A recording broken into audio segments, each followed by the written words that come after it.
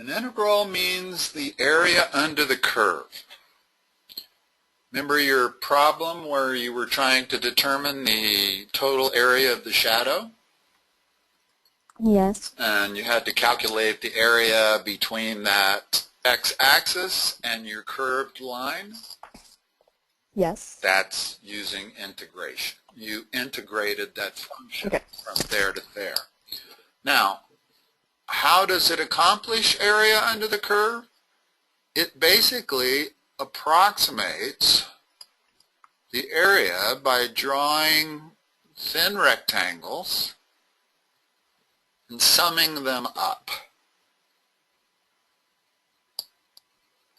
Now, if you look at each of those rectangles,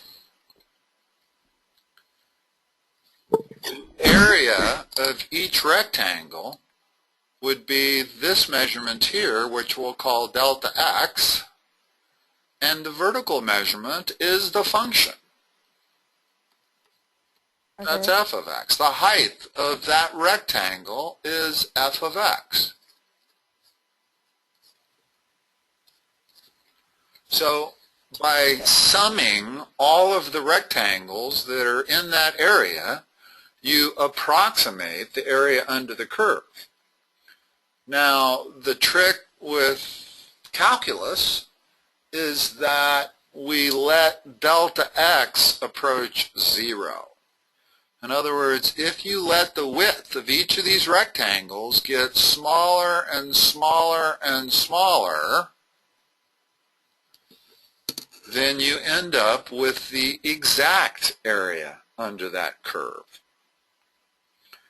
And there's no other method for finding the area under that curve. It's not like we have formulas. We have formulas in geometry for the area of a circle and sphere and cone and all of that. But we don't have formulas in geometry for the area under a curve of any kind of function that's not a simple function like a circle or something. Now, I'm not sure how much integration you've had, so I don't know exactly how much to say about the definition of this area. For thousands of years, they actually figured out the area under the curve by these approximation techniques. And one of the techniques was you could make the first rectangle's left side be on the function, like that. You make the second rectangle's left side be on the function, like that, and so forth. You could also make the right side be on the function. So the rectangles could look like that if I had the right side being on the function. Now, clearly from this example right here, one overestimates it and the other underestimates it, right? Right. Well, that over or underestimation disappears as delta x approaches 0. And that was the discovery in calculus only 300 years ago that allowed them, by them I mean engineers, mathematicians, to calculate the area under the curve precisely and exactly and easily. And it turns out, and they didn't know this for a long period of time, it took Newton and a couple of other mathematicians to put together that integration was the inverse of differentiation. And it's not easy to see. That's why, so for many years there were two separate branches of mathematics. There was differential calculus and there was integral calculus. And it took the greatness of Newton to realize that one was merely the inverse of the other. So if I want to differentiate, if I have y equal x squared and I differentiate that to get dy dx being 2x, well, if I start with dy dx equal 2x and I integrate it, I find the antiderivative of 2x by adding 1 to the exponent, dividing by the new exponent, and I get back to y equal x squared. And another kind of way to look at it,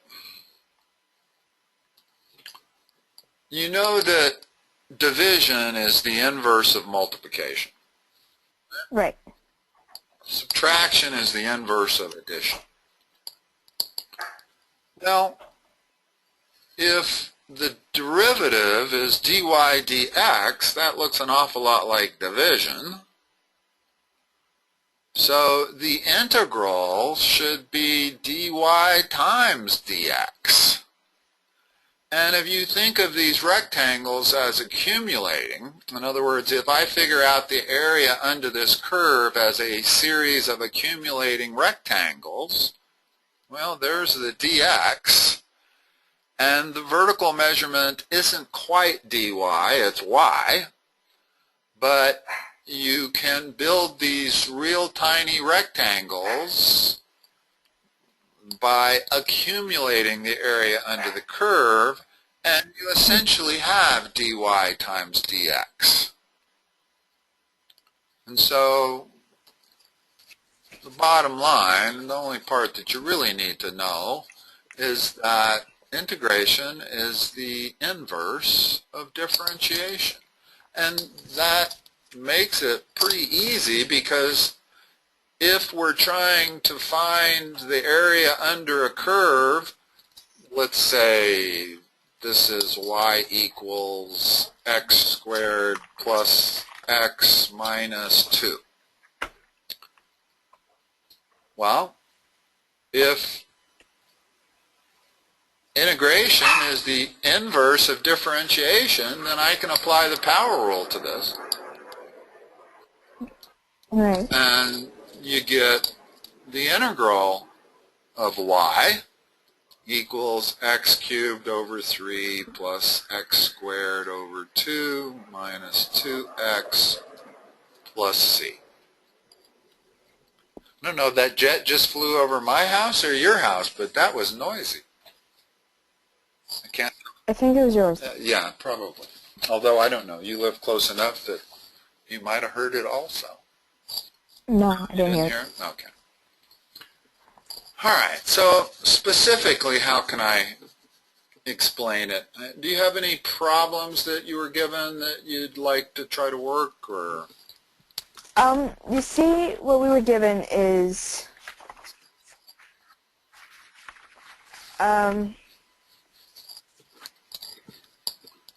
so he had a curve. Mm-hmm. However, some parts of it went under the x-axis. Okay. And he had the boundaries of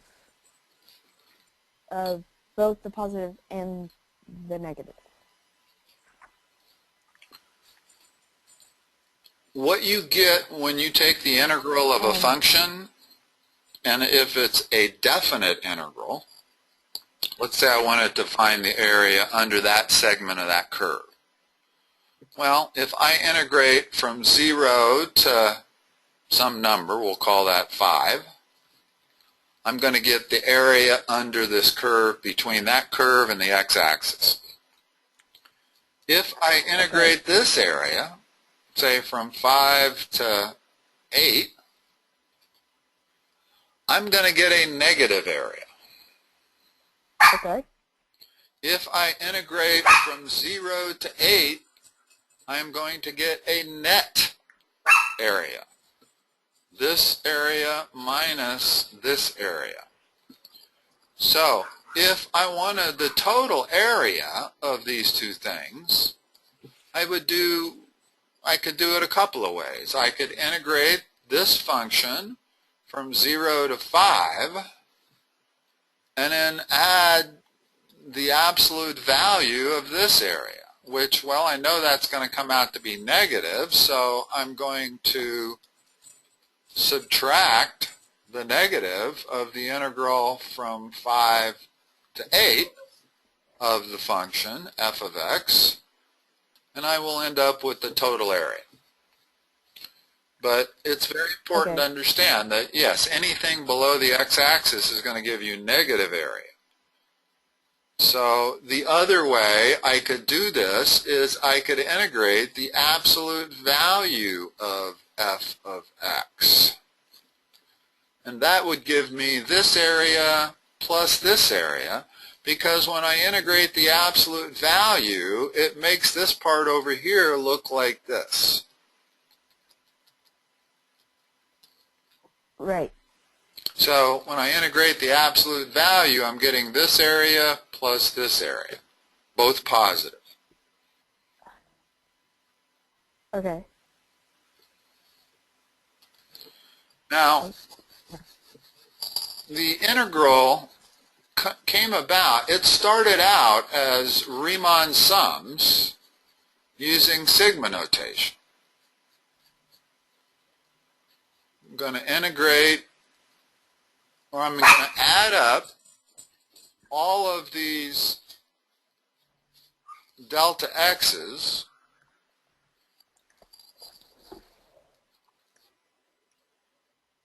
from one point on the x-axis to another point. And this turned in to this. The delta x turned into the differential dx. The function is just f of x, and you go from a to b, or whatever you want those 2 points to be. Okay.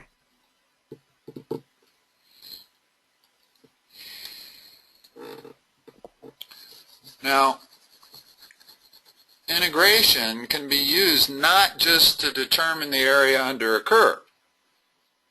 It can also be used to determine things like, if I have this function and I rotate this about the x-axis, I create a solid object, right? Right. Looks something like that, like a vase. If I wanted the volume of that, I can use a similar process that we used for finding area. And in other words, the concept of integrals is a summation process. If I take this vase and split it up into discs, like coins, Right. and add up the volume of each disc, I'll get the volume of that vase. I'm calling it a vase even though it's not empty inside. This is a three-dimensional solid object.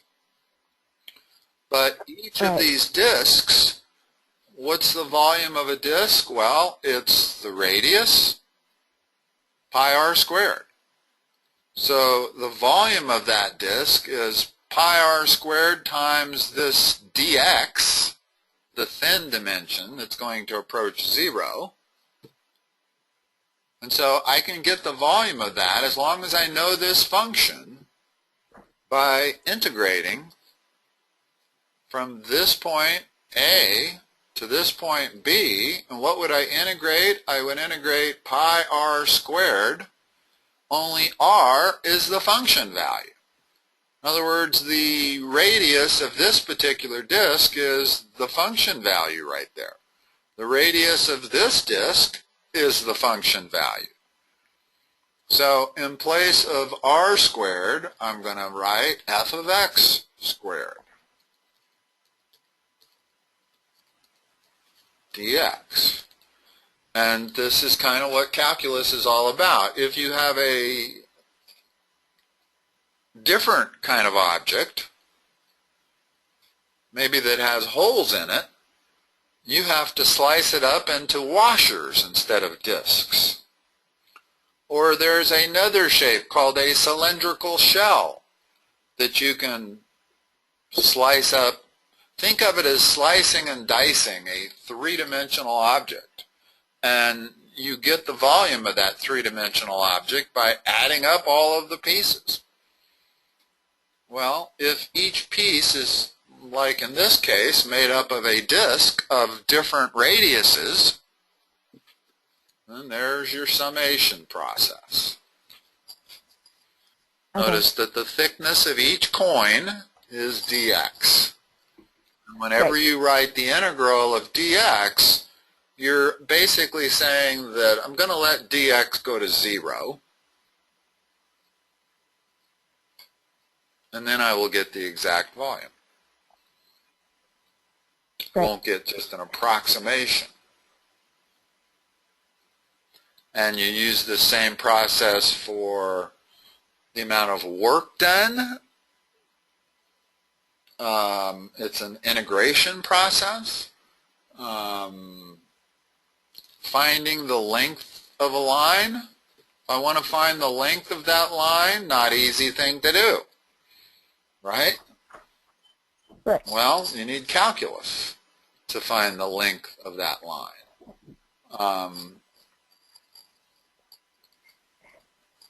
You need integral calculus, I should say.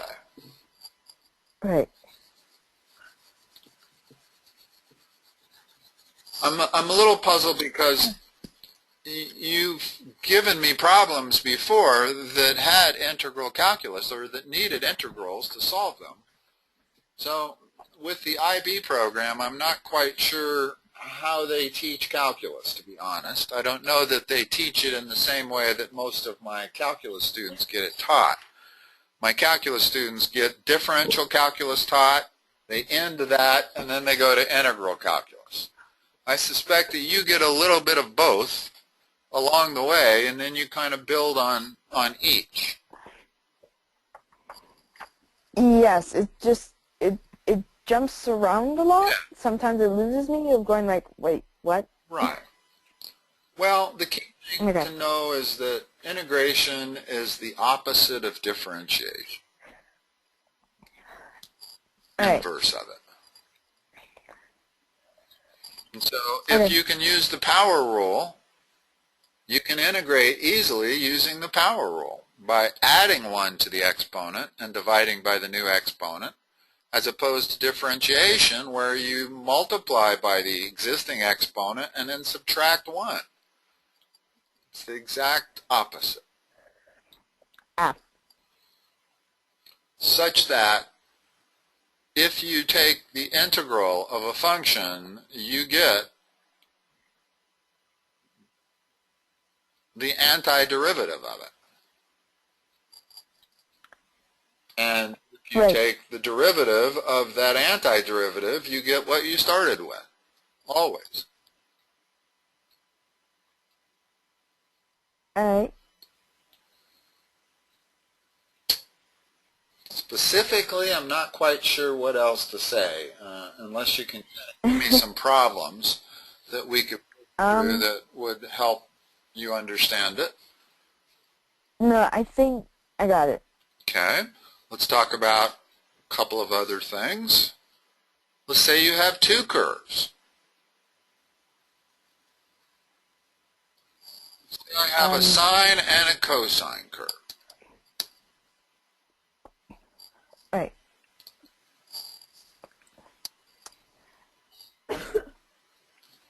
And I want to find out this area right there.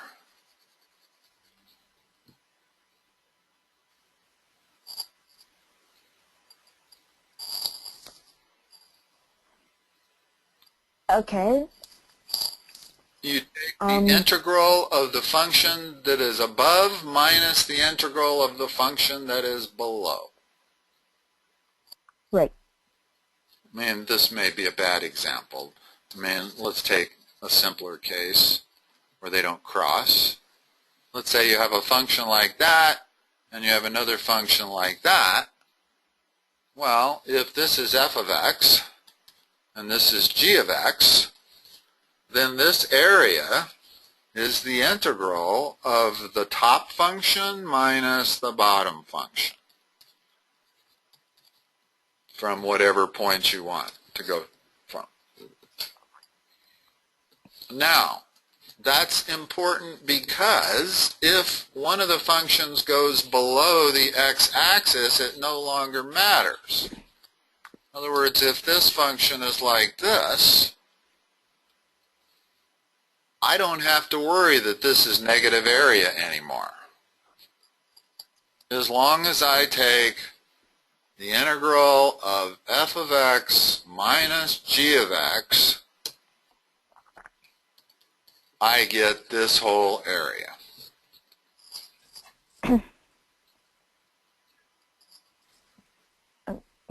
Okay. Okay? It's actually easier to deal with this problem than it would be to deal with one function only that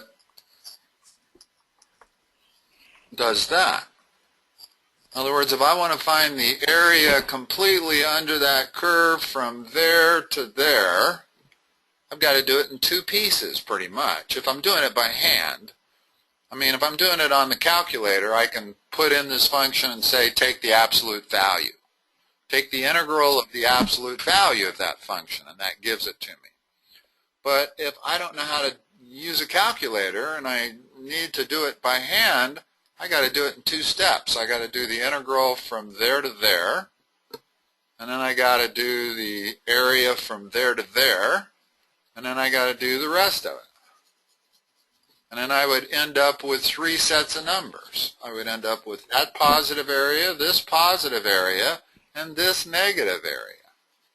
So it depends on what I want. If I want the net, I just add up the three of them together. If I want the absolute area completely between the x-axis and my function, then I would have to take that and add that even though it's a negative area. Right. But the moment you're finding the area between two curves, that takes care of itself. This negative part here will work itself out because you have f of x minus g of x. And g of x is going to be negative down here, so you're actually going to be adding that area. All right. That works. It's a summation. Have you heard the term Riemann sums? No. Well, this picture I drew with the rectangles. This is called Riemann sums. Okay.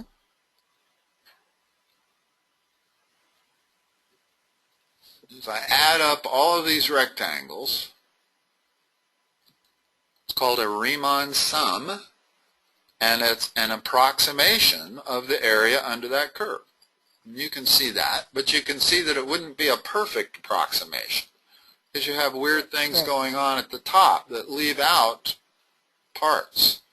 And there are 4 or 5 acceptable methods. Believe it or not, when you put in the area under the curve into your calculator, in other words, if you integrate x to the third dx, it doesn't use the power rule to come up with x to the fourth over 4. It uses one of these approximation techniques. Only these approximation techniques can get a little bit more sophisticated than rectangles.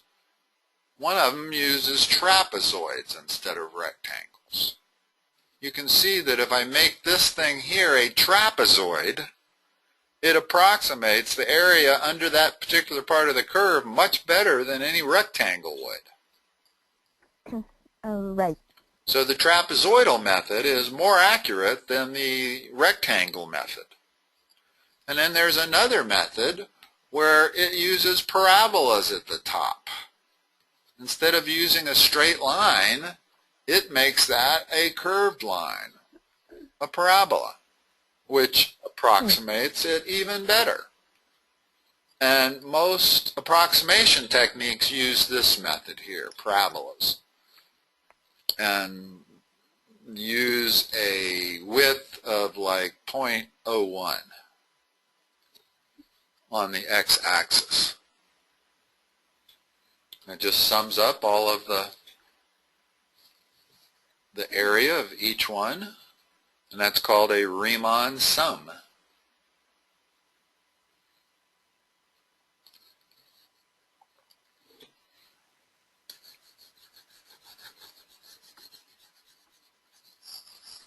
Now, the power rule works great for integration as long as we have a simple polynomial. Right. I want to integrate that. The integral of the sum is the same as the sum of the integrals. So that's the same as this.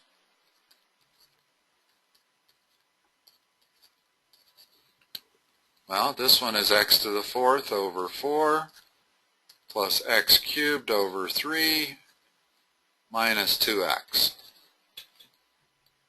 plus c. Now, why do we have a plus c? Well, take the derivative of that. What do you get? You get that precisely.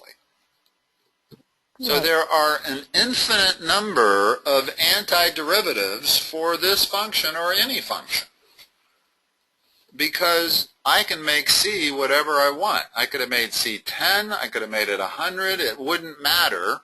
When I take the derivative of this function that I got, c disappears no matter what that number is. So I always end up with that, which means when I take the indefinite integral of a function, I always have this c that I have to follow it with. If I take the definite integral, in other words, if I integrate this thing from 1 to 3, then the c's kind of cancel themselves out and I don't have to worry about it. I find the antiderivative of this, I evaluate it from 1 to 3, and there's no longer a problem with c. No, right, but only with a definite integral. Only with a definite integral is there no c. But an indefinite integral, if I just say find the antiderivative of that function, well, this thing I wrote here at the bottom is one antiderivative. In other words, I could say the antiderivative is x to the fourth over 4 plus x cubed over 3 minus 2x plus 1,000. There's an antiderivative. How do I know? Because if you take this and differentiate it, you get this, no matter what this number is. Right.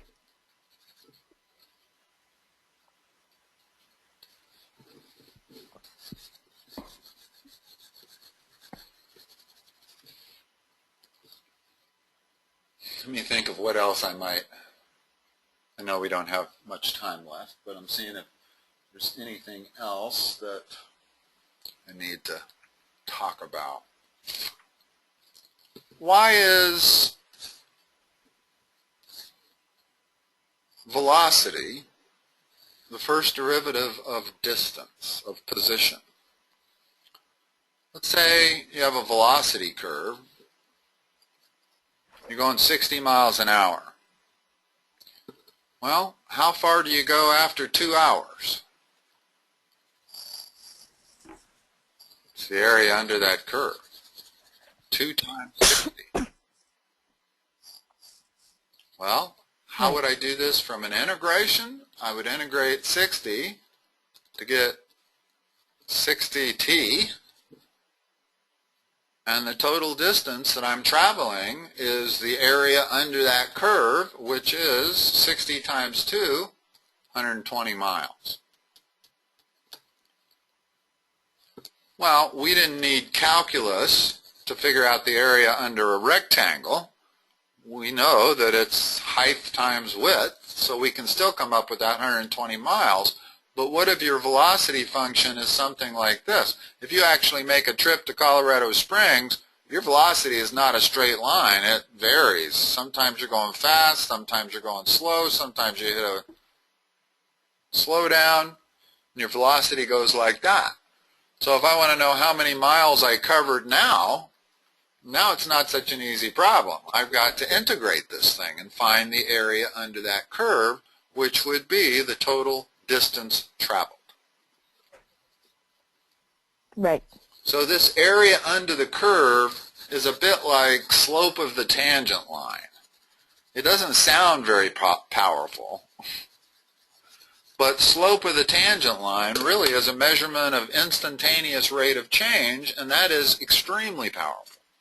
You can solve all kinds of world problems, real-life problems, by knowing instantaneous rates of change, by working with that concept.